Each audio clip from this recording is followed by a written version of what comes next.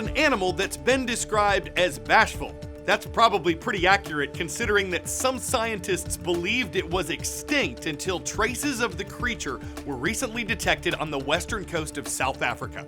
The animal's name, De Winton's golden mole. It has unique shiny fur. It's said to swim through the sand.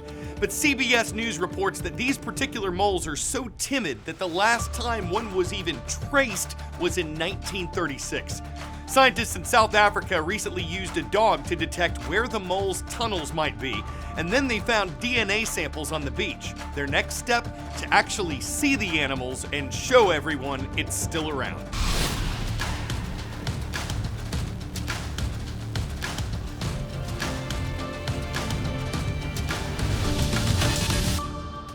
Hi, I'm Carl Azus. Welcome to our Friday edition of The World from A to Z. A man born in Germany in 1923, who'd eventually become one of the most influential people in American politics, passed away Wednesday at age 100. Henry Kissinger fled from the Nazis with his family in 1938. He became a U.S. citizen, served in the U.S. Army, earned a Ph.D. from Harvard University. He worked as a professor there and consulted on U.S. national security before serving as U.S. Secretary of State under Presidents Richard Nixon and Gerald Ford. Kissinger's legacy is nuanced. Some have spoken out against him for supporting U.S. military action in Vietnam and the region around it, but he later shared a Nobel Peace Prize for his efforts to end American involvement. Kissinger played a significant role in U.S. foreign policy for decades, consulting with multiple presidents and winning both international praise and criticism for his efforts. A vote is expected to be held today in the U.S. House of Representatives.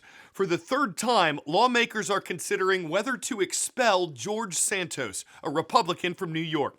Representative Santos has been charged with wire fraud, allegedly handling campaign money improperly, and he's been accused of other crimes. His supporters say the 35-year-old lawmaker hasn't been convicted, and he calls the efforts to oust him bullying, but says he does expect to be removed on Friday. For that to happen, 2/3 of representatives have to vote for expulsion. It's occurred 5 times before. On this date in world history, December 1st, 1913, the assembly line gets rolling. The innovation of Henry Ford, allowed a car to be built in about an hour and a half. Before then, it took half a day. The assembly line revolutionized the industry and made cars affordable, changing many people's way of life. On this date in 1955, a 42-year-old African-American woman in Alabama refused to give up her bus seat to a white man. Rosa Parks was arrested and accused of breaking a law that required black passengers to give up their seats when the bus got full. A boycott of the Montgomery bus system followed. It was led by a man named Martin Luther King Jr.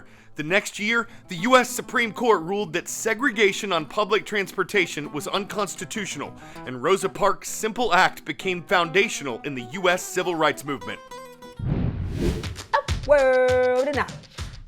What is the capital of the African nation of Kenya? Cape Town, Kampala, Lagos, Nairobi. Home to more than 5 million people, the capital of Kenya is Nairobi. Our next story begins in a slum of that capital named Kibera. If that sounds familiar, we took you there before on our October 16th episode when we reported on how a Kenyan designer holds an annual fashion show there to improve the quality of life. What's unique about today's story is that it starts in Nairobi and ends in Nairobi, but showcases 2 very different environments. Excitement in the air as these girls from Shofco Kibera School for Girls in Nairobi, Kenya, prepare to head into the wild. They call themselves wildlife warriors, young Kenyans committed to protecting Africa's wild landscapes. These girls live in Kibera, a densely populated informal settlement with very few green spaces.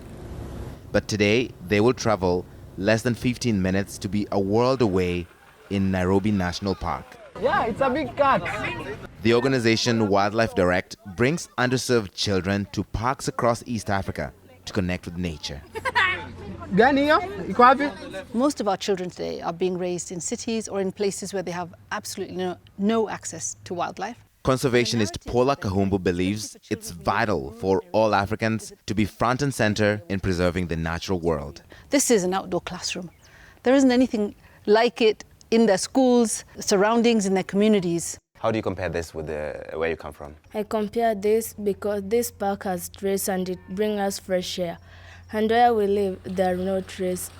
The air is not okay for us. For low-income students like these, access to these parks is a critical first step in learning to coexist with their wild neighbors. White rhino, 2,000 to 3,600 kilograms. Rare surroundings they are, as the only capital city in the world with a national park. These students don't need to go far to see what is worth protecting. These amazing animals. We're here in the capital city. We have megafauna. There isn't any other place like this in the world. We want children to feel pride, love, and curiosity, so that they will remember this no matter where they go in their lives. They will remember this connection to nature.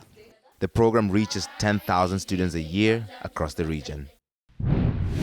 From connecting with nature in Kenya to restoring relics in Britain, the nation's red telephone booths have been called iconic. Just like payphones in America, they've also been disappearing. But some people are still working to preserve the booths if the phone lines are out. For many visitors to London, it's the must-have photo. There are often long lines of tourists at this red phone box in front of Big Ben, all hoping to get an iconic shot. But while this cabin isn't going anywhere, the number of phone boxes across the UK has dropped sharply since the advent of mobile phones. There are now 5 times fewer working cabins than in 1990, and of the remaining 20,000, just 3,000 are the traditional red models. Carl Burge is working to restore these cast-iron landmarks. He receives phone boxes from across the country, like this model, which is being prepared for display in the former home of the phone box's creator, the architect Sir Giles Gilbert Scott. This particular telephone box is called a K2, which means kiosk number 2, so it was the predecessor of all the red telephone boxes we see up and down the country now. Very, very rare, very, very hard to get hold of, very, very heavy, but very, very large, so it's a bit of a pleasure to work on this one. It takes about 6 weeks to restore each phone box. Much of the demand comes from local communities who've chosen to repurpose the cabins for new uses, such as housing a defibrillator or a tiny book swap library. The days of working telephones in telephone boxes is sadly gone, because mobile phones, cell phones are the way forward, unfortunately. But if they can be repurposed and kept to their original design with their original colours and equipment in there to save lives, if we could turn them into libraries, you know, happy days. They'll be around for a long time. Another use is for tiny shops. Daniel Benedettini has turned these 2 kiosks into a miniature cafe, selling tiramisu on London's Russell Square. While the lack of space can be a challenge, the unusual setting is a draw for customers. There are currently around 1,000 red phone boxes available for adoption across the UK, but the oldest cabin still housing a working telephone is a K1 model on the Isle of Wight, dating to the 1920s. A unique call to our mobile age from a more stationary time. We got some bobcats on the prowl today in the city of Ellijay. That's in the northern part of the Peach State of Georgia, where we welcome Mrs. Cartwright's, Mrs. Mahan's or Mahan's, and Mrs. Payne's classes at Clear Creek Middle School. Moving a couple states west, we land in Louisiana, the Pelican State. Hello to Mr. Lambert's class from St. Louis Catholic High School. It's in Lake Charles. What's in a name? While you ponder that Shakespearean-worthy question, say hello to Steve. Yes, this atmospheric phenomenon that looks similar to the Northern Lights, but is not just quite, was named Steve by a group of stargazers that discovered it. The name was meant to be temporary, but stuck even after the rare phenomenon was studied further. Later on, an acronym was even developed to justify the goofy moniker, Strong Thermal Emission Velocity Enhancement.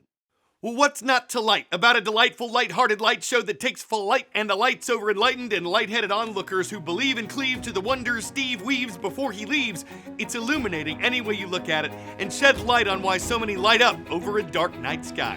Fridays are awesome. I'm Carl Azus, hoping y'all have a wonderful weekend ahead and looking forward to seeing you Monday on The World from A to Z.